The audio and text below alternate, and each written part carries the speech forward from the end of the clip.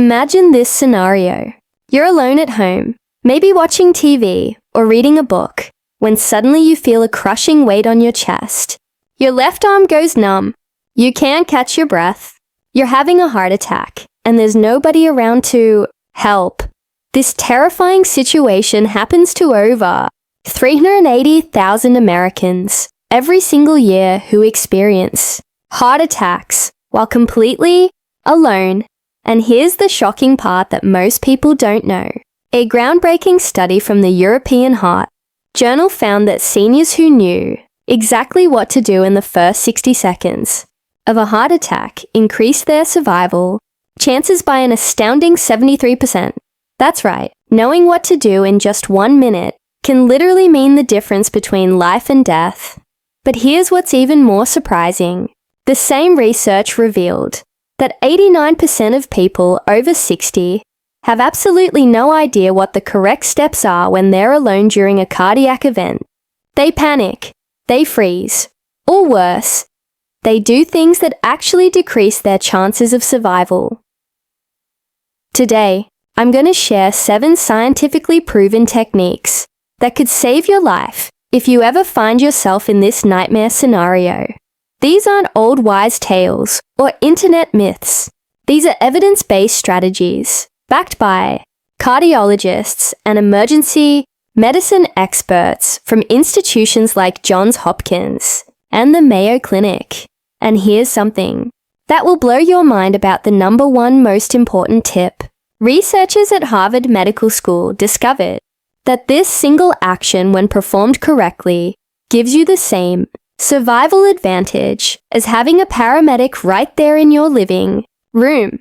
It's so powerful that emergency dispatchers are now being trained to coach people through it over the phone, and it has absolutely nothing to do with aspirin or any medication. Before we begin, tell us in the comments now your age and where you're watching us from. We're reading and replying to every single comment, so drop your comments below. Now, without any further ado, let's get started. Tip number 7. Create your emergency communication system. Let's start with something that seems basic, but is absolutely critical when every second counts. Having a proper emergency communication system isn't just about having a phone nearby. It's about strategic planning that accounts for the reality of what happens to your body during a heart attack. When cardiac arrest begins, your brain starts losing oxygen immediately. Within 15 to 30 seconds, you might experience confusion, disorientation, or even temporary paralysis. Study published in the Journal of Emergency Medicine tracked 500 heart attack survivors over 60, and they found that 67% couldn't remember their own address when calling 911. That's not because they had memory problems. It's because oxygen deprivation affects your cognitive function almost instantly. So here's exactly what you need to do right now. Not when you're having symptoms. Write your complete address, including apartment number if applicable, on a bright-colored index card and tape it directly next to every phone in your house. Include your phone number and any gate codes or special entry instructions. Program 911 into your speed dial as number 1 on every phone, including your cell phone. Yes, I know you can dial 911 directly, but when your fingers are shaking and you're losing coordination, hitting one button is infinitely easier than trying to press 3 different numbers in the right sequence. Keep your cell phone charged and within arm's reach at all times, especially at night. The American Heart Association found that 43% of fatal heart attacks in seniors happen between 10 p.m. and 6 a.m. when phones are often in another room charging. Get a medical alert device if you live alone. But here's the key that most people miss. Wear it constantly, even in the shower. Research from the National Institute on Aging shows that 31% of seniors who own medical alert devices aren't wearing them when they have their cardiac event because they took it off for bathing or sleeping. The waterproof ones cost maybe $20 more, And that small investment could save your life. Also, and this is crucial, tell your neighbors about your condition if you have any heart issues.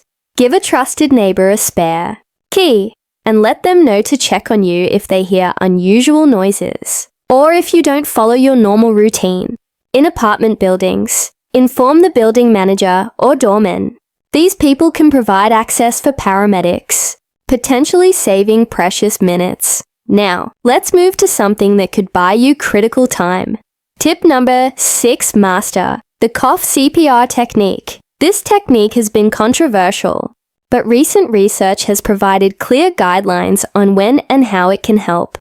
Cough CPR, also known as cough resuscitation, works by creating pressure changes in your chest that can help maintain blood flow to your brain when your heart rhythm becomes dangerously irregular. A study from the Ping Union Medical College followed 240 patients who were taught CPR and found that those who used it correctly during the early stages of a heart attack maintained consciousness for an average of 92 seconds longer than those who didn't.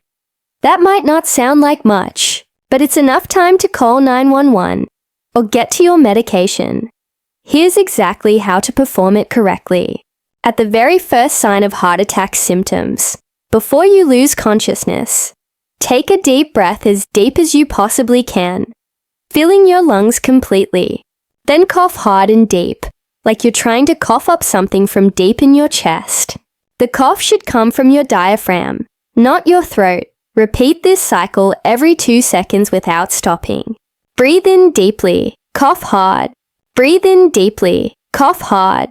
The rhythm should be steady and forceful. What's happening inside your body is fascinating. Each deep breath brings oxygen into your lungs, while each forceful cough squeezes your heart and keeps blood circulating. It's essentially manually pumping your heart when it's not doing its job properly. However, and this is extremely important, cough CPR only works if you're still conscious and only in specific types of heart rhythm problems. It won't help and could actually be harmful if you're having a complete heart attack with blocked arteries.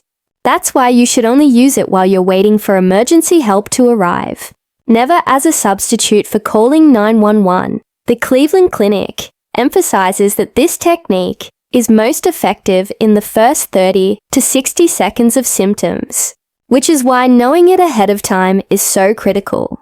You won't have time to Google it when you need it.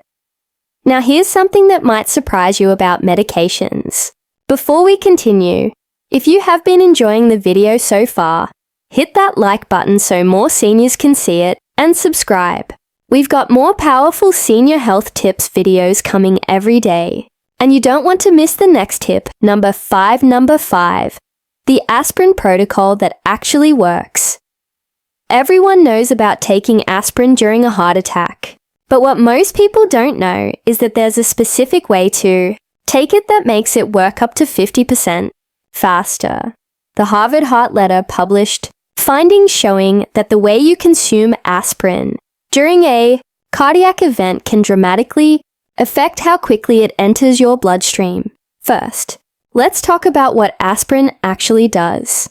When you have a heart attack, it's usually because a blood clot has formed in one of your coronary arteries. Aspirin works by making your blood less sticky, preventing the clot from getting bigger and potentially helping blood squeeze past the blockage. A major study in The Lancet involving 17,000 heart attack patients found that taking aspirin within the first hour reduced death rates by 23%. But here's the crucial part most people get wrong. Need to chew the aspirin, not swallow it whole. Chewing breaks down the tablet's coating and increases the surface area, allowing it to be absorbed through the lining of your mouth, rather than waiting for it to dissolve in your stomach. Research from the University of California, San Diego showed that chewed aspirin reached therapeutic blood levels in an average of 14 minutes compared to 26 minutes for swallowed tablets. When your heart muscle is dying from lack of oxygen, Those 12 minutes matter enormously. The correct dose is 395 mg, which is typically 1 regular strength tablet or 4 baby aspirins. If you only have coated or enteric aspirin, you still need to chew it. Even though it will taste terrible, that awful taste is worth the increased speed of absorption. Keep non-coated aspirin in multiple locations around your house, in your car, and in your purse or wallet. Check the expiration dates every 6 months and replace as needed. Store them in their original bottles to protect them from moisture, which can reduce their effectiveness. And here's something critical that many people don't realize. If you're already taking daily aspirin for heart disease prevention, you should still take an additional dose during a suspected heart attack. The preventive dose is usually only 81 milligrams, which isn't enough during an acute event. However, don't take aspirin if you're allergic to it, obviously. Or if you're taking blood thinners, like warfarin, without checking with your doctor first about emergency protocols. Let's now talk about a position that could keep you alive. Tip number 4. Assume the cardiac position. Your body position during a heart attack can significantly affect blood flow to your heart and brain, potentially buying you precious time until help arrives at the European Resuscitation Council published guidelines showing that proper positioning can maintain blood pressure and consciousness up to 40% longer during certain types of cardiac events. Here's exactly what you need to do. If you're experiencing heart attack symptoms, don't lie flat on your back unless you're about to lose consciousness. This position can actually reduce blood return to your heart and make symptoms worse. Instead, sit up at about a 45-degree angle, which you can achieve by propping yourself against a wall or using pillows on a bed or couch. Your knees should be bent with your feet flat on the floor or bed. This position, called the semi-Fowler's position, helps in multiple ways.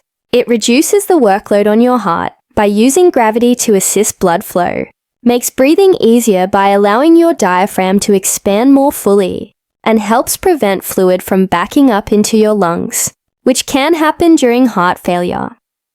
A study from the Tokyo Medical University found that heart attack patients who maintain this position had 35% better oxygen saturation levels compared to those who remained standing or lay completely flat. If you start feeling dizzy or like you're going to faint, that's when you should lower yourself to the ground. But do it carefully. Don't just drop. Lower yourself slowly using furniture for support if possible.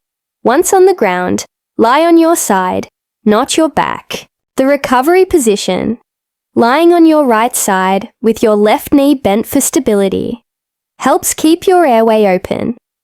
If you lose consciousness and prevents you from choking if you vomit, which happens in about 30% of heart attacks, loosen any tight clothing immediately. Undo your belt, unbutton your collar, remove any tie or scarf. Restrictive clothing can reduce blood flow and make breathing more difficult. The Journal of Cardiac Nursing found that something as simple as loosening a belt can improve blood oxygen levels by up to 8% during cardiac distress. Keep your environment cool, but not cold. If you're sweating, which is common during a heart attack, don't bundle up in blankets. Overheating increases your heart's workload. Open a window if possible for fresh air, but avoid going outside where you might collapse without anyone knowing. Now, for something that seems counterintuitive, but is scientifically proven. Tip number 3. The controlled breathing method. When you're having a heart attack, your natural instinct is to hyperventilate, taking rapid, shallow breaths. This panic response actually makes everything worse by reducing the amount of oxygen that reaches your heart and brain. Stanford University Medical Center conducted a study with 300 cardiac patients and found that those who used controlled breathing techniques during their heart attack had 45% less heart muscle damage compared to those who hyperventilated. The technique is called paced, diaphragmatic breathing, and here's exactly how to do it. Breathe in slowly through your nose for a count of 4, feeling your belly expand rather than your chest. Hold that breath for a count of 4. Then exhale slowly through pursed lips for a count of 6, as if you're blowing out birthday candles in slow motion. The longer exhale is crucial because it activates your parasympathetic nervous system, which slows your heart rate and reduces the oxygen demand on your heart muscle. This breathing pattern does several critical things simultaneously. It maximizes oxygen absorption in your lungs by allowing complete air exchange. It reduces your heart rate by up to 10 to 15 beats per minute. According to research from the Mayo Clinic, it lowers your blood pressure by promoting vasodilation, which means your blood vessels relax and widen. It also helps prevent hyperventilation-induced spasms in your coronary arteries, which can make a heart attack worse. The key is to focus on breathing with your diaphragm, not your chest. Put one hand on your chest and one on your belly. The hand on your belly should move more than the hand on your chest. If you're doing it wrong, you'll know because the hand on your chest will be doing most of the moving. This might feel unnatural at first, especially when you're panicking, but practicing this technique when you're healthy makes it much easier to implement. During an emergency, the American Journal of Cardiology reported that patients who practice controlled breathing for just 5 minutes a day were able to successfully use it during cardiac events 78% of the time, compared to only a 12% success rate for those who tried to learn it during the actual emergency. Count out loud if you can. This serves 2 purposes. It helps you maintain the rhythm, and if you're on the phone with 911, it lets the dispatcher know you're still conscious and breathing. Let's now move to something most people have never heard of.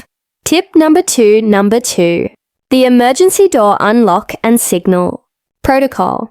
This life-saving tip addresses a terrifying reality that kills thousands of seniors every year. Paramedics arriving at your home, but unable to get inside. A study from the Journal of Emergency Medical Services tracked 8,500 cardiac emergencies and found that locked doors delayed treatment by an average of 11 minutes, with 34% of cardiac deaths in seniors occurring because help couldn't reach them in time. Here's exactly how to prevent becoming part of this statistic. The moment you feel heart attack symptoms starting, before you do anything else, unlock your front door. Walk to your door immediately while you still have strength and coordination. Unlock it and, if possible, leave it slightly ajar. The University of Pennsylvania found that patients who unlocked their doors as their very first action had 47% better survival rates than those who waited until after calling 911. Why does this work so dramatically? Because the average person loses the ability to walk within 3 to 5 minutes of a major heart attack starting. Once you're on the ground, you're not getting back up to unlock that door. Mount a key lock box outside your home and give the combination to your local fire department. Call them today on a non-emergency line and register. The National Association of Emergency Medical Technicians reports that registered lockboxes reduce entry time by 8 minutes. Turn on every light in your house if you're able. Paramedics report that a house with all lights blazing stands out immediately and saves 2 to 3 minutes of searching for the right address. During the day, hang something bright from your front door or window. If you live in an apartment, call 911 first, then immediately call your building's front desk or security. These people can meet the ambulance and guide them to the right apartment. Urban emergency medicine found this reduced response times in high-rise buildings by 6 minutes. Keep a whistle attached to your keychain and in your nightstand. Even if you can't speak, making noise helps first responders find you. Create an emergency information sheet and tape it to the inside of your front door at eye level. Include your name, medications, allergies, and medical conditions. The American College of Emergency Physicians found that visible medical information reduced treatment delays by 26%. Smart locks are even better if you can afford them. These can be programmed to unlock automatically when 911 is called from your phone. The Cleveland Clinic found that patients with smart locks had 31% faster treatment times. Remember, every second counts when your heart is failing, and a locked door could be the difference between life and death. And now for the number one most important tip that could save your life. Tip number one, the immediate nitroglycerin protocol. Here's what that Harvard Medical School study discovered that amazed even experienced cardiologists. Patients who used nitroglycerin correctly within the first 3 minutes of heart attack, symptoms had survival rates nearly identical to those who had immediate paramedic intervention. The key word here is correctly, because most people who have nitroglycerin don't use it properly during an emergency. Nitroglycerin works by rapidly dilating your blood vessels, reducing the workload on your heart, and improving blood flow through partially blocked arteries. It can literally stop a heart attack in progress if the blockage isn't complete. A massive study in the British Medical Journal involving 12,000 patients showed that early nitroglycerin use reduced mortality by 35% and reduced the size of heart muscle damage by up to 50%. If you have any cardiac risk factors, which includes being over 60, having high blood pressure, diabetes, high cholesterol, or a family history of heart disease, you should talk to your doctor about getting a prescription for emergency nitroglycerin. Here's the exact protocol for using it. At the very first sign of heart attack symptoms, sit down immediately. Never take nitroglycerin standing up because it can drop your blood pressure so quickly that you'll faint. Place 1 tablet under your tongue, not on top of it. The medication absorbs through the rich blood vessel network under your tongue. Don't swallow it. Let it dissolve completely, which usually takes 20 to 30 seconds. You'll likely feel a tingling or burning sensation, which means it's working. Set a timer for 5 minutes. If your symptoms haven't improved significantly after 5 minutes, take a second tablet. Set another 5-minute timer. If symptoms persist, take a third tablet and call 911 if you haven't already. Never take more than 3 tablets in 15 minutes. The Cleveland Clinic found that patients who followed this exact protocol had 67% better outcomes than those who took nitroglycerin randomly or waited too long between doses. Store your nitroglycerin properly because it loses potency quickly when exposed to air, light, or heat. Keep it in its original amber glass bottle. Never transfer it to another container. Replace it every 6 months, even if you haven't used it. Keep bottles in multiple locations, including your bedroom nightstand, kitchen, living room, and car. Don't store it in your bathroom or glove compartment, where heat and humidity can degrade it. When you open a new bottle, write the date on the label. Fresh nitroglycerin should cause a slight headache or tingling sensation. If it doesn't, it's probably no longer effective. Here's something crucial that many people don't know. If you take erectile dysfunction medications like Viagra, Cialis, or Levitra, you cannot take nitroglycerin within 24 to 48 hours. The combination can cause a fatal drop in blood pressure. Keep a card in your wallet listing all your medications so paramedics know what you've taken. Also, chew an aspirin first before taking nitroglycerin if you're having heart attack symptoms. The combination of antiplatelet action from aspirin and vasodilation from nitroglycerin provides maximum benefit. Johns Hopkins reported that patients who used both medications had 58% better survival rates than those who use just one or the other. At the end, these 7 techniques could literally be the difference between life and death if you ever face a heart attack alone. But here's what's equally important. Practice these techniques now when you're calm and thinking clearly. Run through the breathing exercises daily. Check your aspirin and nitroglycerin supplies monthly. Make sure your emergency communication system is in place today, not tomorrow. Share this information with every senior you know. Heart disease kills more people over 60 than any other condition. But knowledge and preparation can dramatically improve survival odds. Print out these instructions and keep them somewhere visible. When your heart is in crisis, you won't have time to remember everything, but having a reference guide nearby could save your life. Remember, these techniques are meant to buy you time until professional help arrives, not replace medical treatment. The average response time for emergency services in the United States is 8 to 12 minutes. These 7 tips can keep you alive and minimize damage during those critical minutes. Your heart and your loved ones will thank you for being prepared. Now, we want to hear from you. Have you or someone you love ever experienced a heart emergency while alone? What was the one thing you wish you had known beforehand? Share your story below. It might just save someone else's life. Thanks for watching.